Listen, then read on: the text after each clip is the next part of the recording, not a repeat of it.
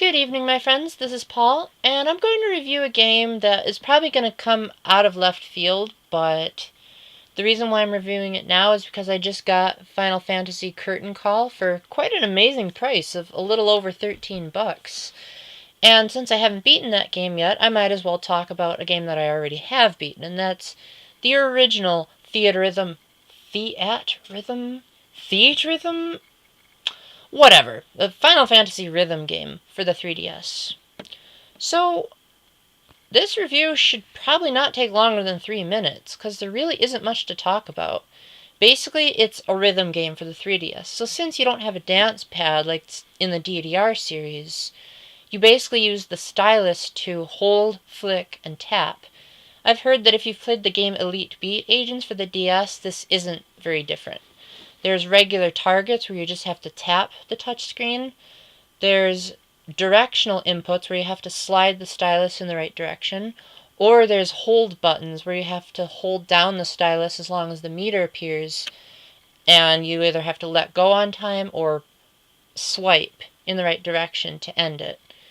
And there are 3 different types of song types. You have battle songs, which is where you've got your 4 party characters, and the notes will come at 4 different lanes, and you'll have to do that method of control to defeat a bunch of boss monsters that appear.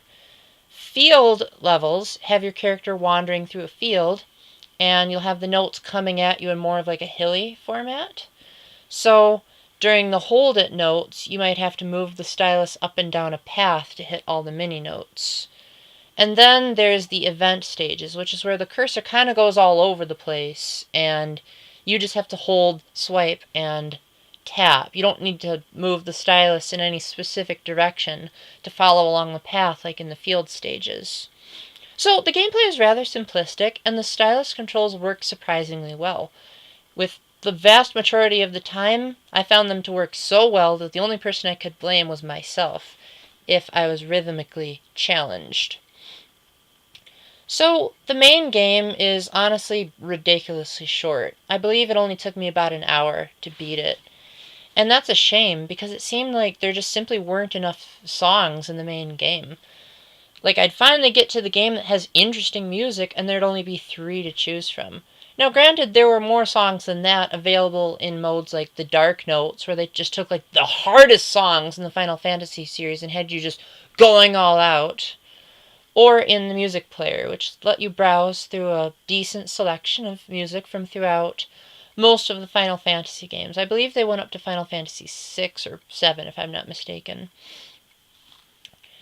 So, a couple of minor quirks, problems I had with the game. First off, the game lets you choose from a variety of Final Fantasy characters to put into your party, and you have items and abilities to make the songs easier to complete, which is especially useful when you're doing the Dark Notes, because boy will those test your rhythm skills. But I found the RPG likeness of the game a bit irksome. Sometimes I just wanted to play a song, and I didn't have to worry about statistics and all that. Also, the event stages were easily the least compelling, not only because I'm not a Final Fantasy fan, and I couldn't exactly understand what was going on in the stages, like, especially in the early Final Fantasy games where you just saw a bunch of sprites moving in the background, and they didn't even bother to translate the text into English. So you're just reading a bunch of Japanese characters, and I think that kind of stunk. Although at least I'm thankful enough that they translated the rest of the words into English, because if the whole thing had just been a Japanese import, that would have been pretty pathetic. So, the lack of a compelling single-player mode was definitely a disappointment, but if you're a huge fan of Final Fantasy music and you want them all in one place, including some that had never been on a Nintendo system before, definitely pick this up. It's probably going for like $2 or $3 now that Curtain Call is out. So before long, I'll try to review that game, but suffice to say that if you're not a Final Fantasy game, it might be better to get Theatrhythm